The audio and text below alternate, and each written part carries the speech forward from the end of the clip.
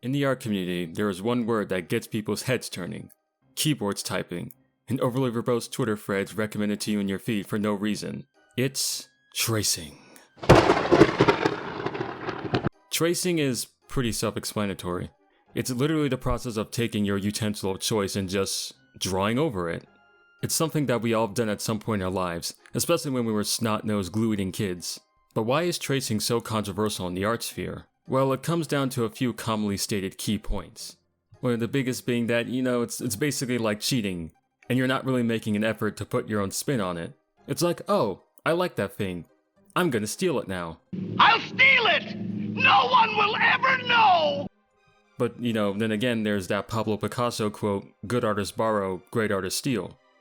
But obviously, in that quote, he wasn't referring to stealing or copying the person's work point for point.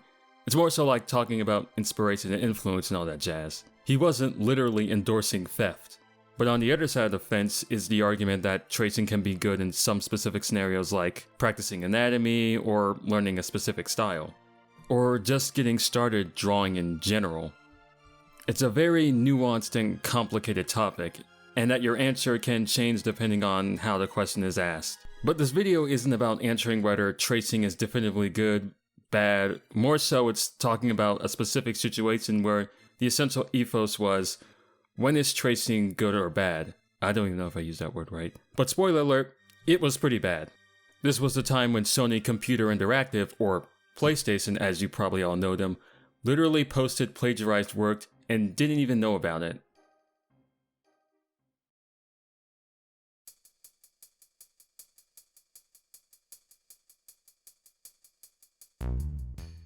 Let me take you back to the year of 2019, winter 2019 to be exact, a time before the great demonetization virus, NFTs, and AI art.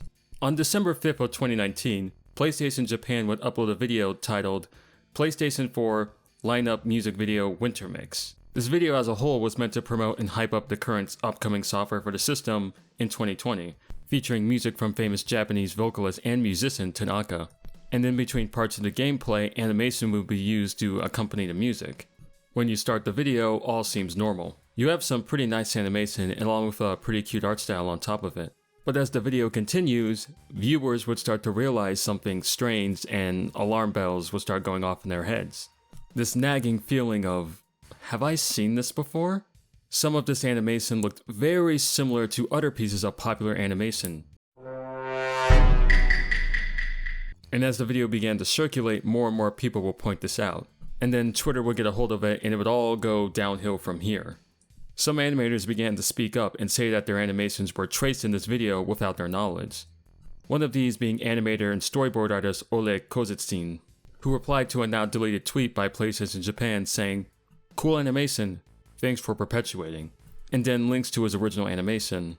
And if you look at both of them side by side, they are strikingly similar.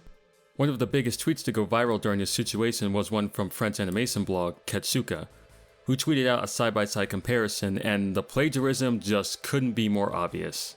Like, good God, this couldn't be more blatant.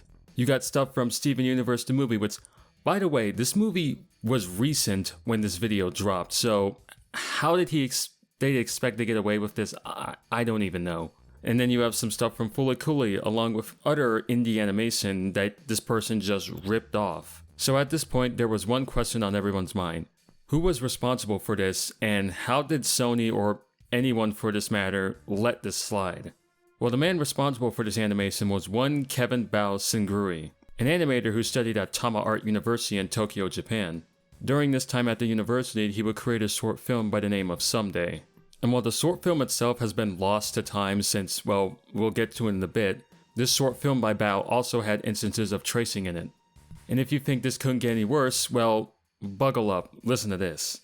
Sometime after his graduation, Kevin will be picked up by an agency known as Elan Animation, a mixed media production company with offices in London and Tokyo. While here, Kevin will become one of the company's many directors, and also work on a few projects.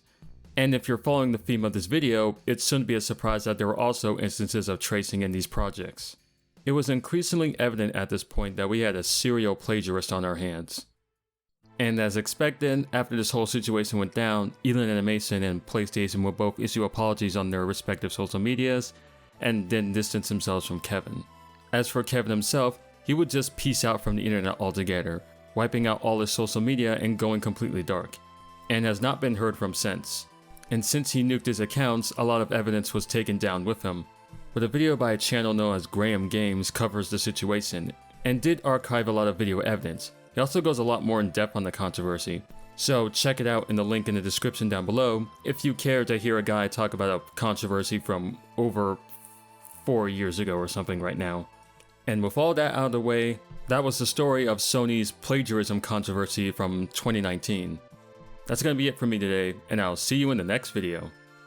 Bye.